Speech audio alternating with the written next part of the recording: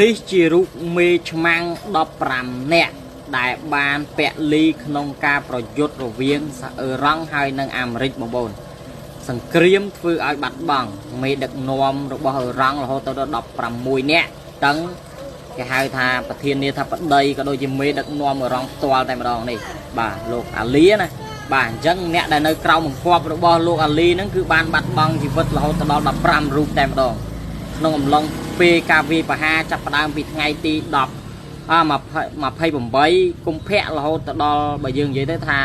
3សប្តាហ៍ចិត្តចូលដល់សប្តាហ៍ទី4អញ្ចឹងវាអាចថាកន្លះខែជាងបាទអញ្ចឹងមកដល់ពេលនេះ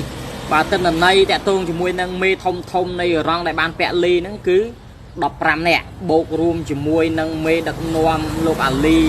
ផ្ទាល់ដែលជាប្រធានាធិបតីអ៊ឺរ៉ង់មេឆ្មាំងតែហ្មងគឺម្នាក់ទៀតគឺសរុបទាំងអស់16នាក់បងប្អូនមិនធម្មតាបាទអាមេរិកកំណត់បានគោលដៅដ៏ជាក់លាក់សម្រាប់ការវាយប្រហារលើកទី1នេះធ្វើឲ្យអ៊ឺរ៉ង់ហ្នឹងគឺរបួសក៏ដូចជាពលីច្រើនមកដល់ម៉ោងនេះណាហើយក៏យើងចូលរួមសោកស្ដាយដល់មេឆ្មាំងទាំង16រូបនិង15រូបនេះផងដែរជាពិសេសគឺប្រធានាធិបតីរបស់អ៊ឺរ៉ង់ផ្ទាល់តែម្ដងបងប្អូននេះហើយជាការធ្វើសង្គ្រាមបងប្អូនអ្នកឈ្នះគឺសុបាយចិត្តប៉ុន្តែអ្នកចាញ់គឺអត់សូវសុបាយចិត្តប្រហែលទេបងប្អូនមកដល់ម៉ោងនេះណាប៉ុន្តែសង្គ្រាមរវាងអ៊ឺរ៉ង់ហើយនិងអាមេរិកអត់ទាន់មានអ្នកចាញ់ទេគេហៅថានៅតែស្មើគ្នាមិនទាន់មានខាងណាចាញ់មិនទាន់មានខាងណាឈ្នះទេបងប្អូនមកដល់ម៉ោងនេះបើយើងនិយាយទៅថាអ៊ឺរ៉ង់កំពុងតែផ្លាស់ប្ដូរតាក់ទងជាមួយនឹងបើយើងនិយាយមេយោធាក៏ដូចមេឆ្មាំងរបស់អ៊ឺរ៉ង់ហ្នឹងបដាដោយសារតែមានការពលីរហូតដល់15រូបនេះណាហើយមេឆ្មាំងដែលកំពុងតឡើងមកកាន់តំណែងហ្នឹងគឺសិតតែមេឆ្មាំងដែលកំពូលដែលគេចាត់តាំងមកហ្នឹងគឺខ្លាំងទៅទៀតមិនចាញ់មេឆ្មាំងដែលបានពលីទាំងអស់នេះទេបងប្អូនការធ្វើសង្គ្រាមនេះបើយើងគិតទៅថាជាផលអាក្រក់មួយបាទសម្រាប់ពិភពលោកបើសិនជាប្រទេសទាំងពីរហ្នឹងនៅតែបន្តការធ្វើសង្គ្រាមលោកបើសិនជា